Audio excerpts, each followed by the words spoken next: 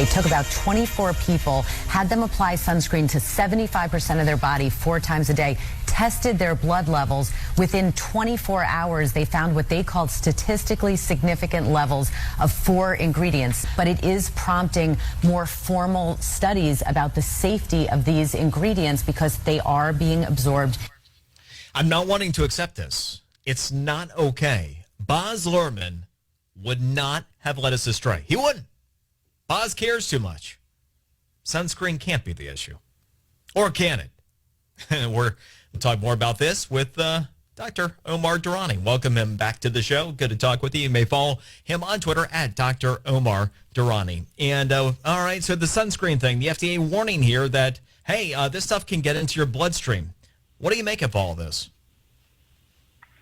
Well, the study itself was relatively a small amount of people, 24 people. But what was significant was the application, the vast majority of their skin was covered with a large amount of sunscreen 4 times a day. Now, obviously, that's not real life. Those are laboratory kind of setting. But what occurred is these chemical compounds were a cumulative effect. They were found in the blood accumulation. So the long-term impact of these chemicals in the blood is something that we have to look into much further. But the key point here is further research is needed, but by no means is sunscreen unsafe. It is imperative we get that message across. Yeah, you talked about the 75% of the body 4 times per day. Is this over the top in terms of the way it's being presented? In other words, is there anyone that realistically would use that much sunscreen in a day? No. To cover 75% of your body with a large, thick layer of the sunscreen 4 times a day is not how, in the practical world, people use sunscreen.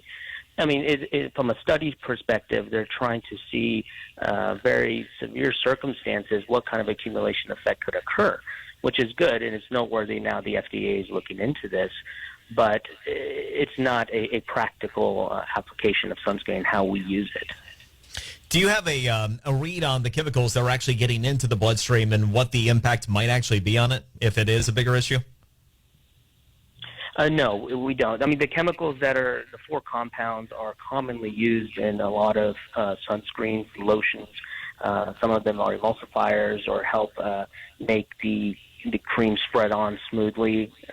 But the long-term effects we don't know, and that's what the next phase is going to be. In fact, the FDA has informed the manufacturers a deadline roughly, I think, later this year, November, December, to give long-term safety data on these particular chemicals. Now, but again, the reiteration should be sunscreen is safe. And if there are personal concerns about sunscreen, maybe the individuals can look into more of the physical barrier type sunscreens.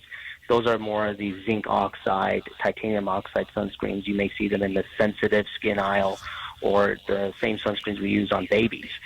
That is the thicker white paste that some people may put on their nose.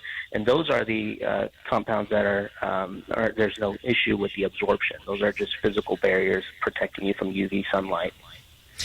Dr. Durani, is it just a coincidence that recently we've had the effort to ban sunscreen and some, like Hawaii banned it, Key West made a move in that direction?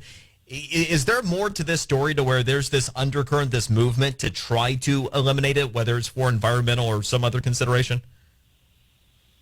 Not that I'm aware of. I mean, if there is a bigger entity trying to do a movement here, I'm not aware of this. But in essence, the key factor is to keep moderation in our decision making. The risk of not using sunscreen is clearly going to be an increased risk of skin cancer and melanoma. We know that for a fact. And so studies like this are important, but we have to keep the perspective of the extreme decision of not using sunscreen as the wrong way to go about it. Just one of those things that makes me go, I wonder why all of a sudden they started doing it and then doing the extreme amount. But it's good information. Thank you for being the voice of common sense and wisdom. Dr. Omar Durani, again, you may follow him on Twitter at Dr. Omar Durani. Maybe it is just a coincidence. Maybe it is. But You just heard the good doctor there. Boz Lerman did not lead you astray. I didn't think he would.